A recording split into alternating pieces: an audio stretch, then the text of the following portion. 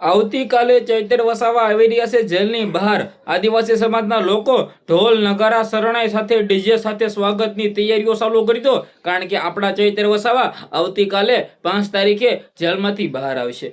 જી આ મિત્રો, વાત કીધો શું સૌથી મોટા સમાચાર મળી રહ્યા છે આ વિડીયોની અંદર બતાવવા જઈ રહ્યો છું। નમસ્કાર મિત્રો, એક નવા વિડીયોમાં તમારું સ્વાગત છે। સૌપ્રથમ ચેનલમાં પહેલી વાર આવ્યો હોય તો સબસ્ક્રાઇબ કરી નાખજો, જેથી ચૈતર વસાવાના ગઈકાલના અને આવતીકાલના અપડેટ તમારા સમક્ષ પહોંચાડતો રહું। કારણ કે કાલે સૌથી મોટા સમાચાર આવશે કે ભાઈ ચૈતરભાઈ વસાવાને જામીન મળશે, કારણ કે કાલે છે 5 તારીખને 5 તારીખના રોજ ચૈતર વસાવાના જામીન અરજીની સુનાવણી થવા જઈ રહી છે હાઈકોર્ટની અંદર। અને હાઈકોર્ટની અંદર મને આશા છે કે ચૈતર વસાવાના જામીન મળી રહ્યા છે।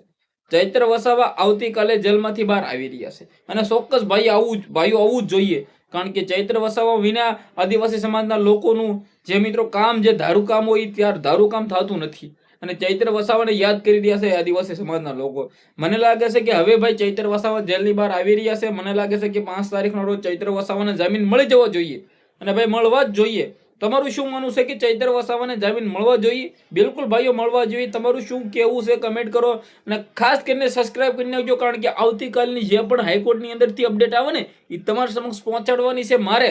તો ભાઈઓ તમે સબસ્ક્રાઇબ કરી નાખશો, લાલ કલરનું બટન છે તેને દબાવી દેશો તો તમને જાણકારી મળી જશે આપણી ચેનલમાં। બાકી તમને જાણકારી મળશે નહીં કે ભાઈ ચૈતર વસાવાને જામીન મળીએ કે નથી મળે, ચૈતર વસાવા જેલમાંથી બહાર આવશે કે નહીં આવે।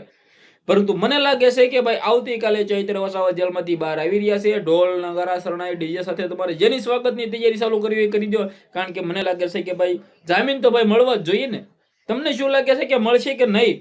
મને નથી લાગતું કે ભાઈ ન મળે એવું બને નહીં।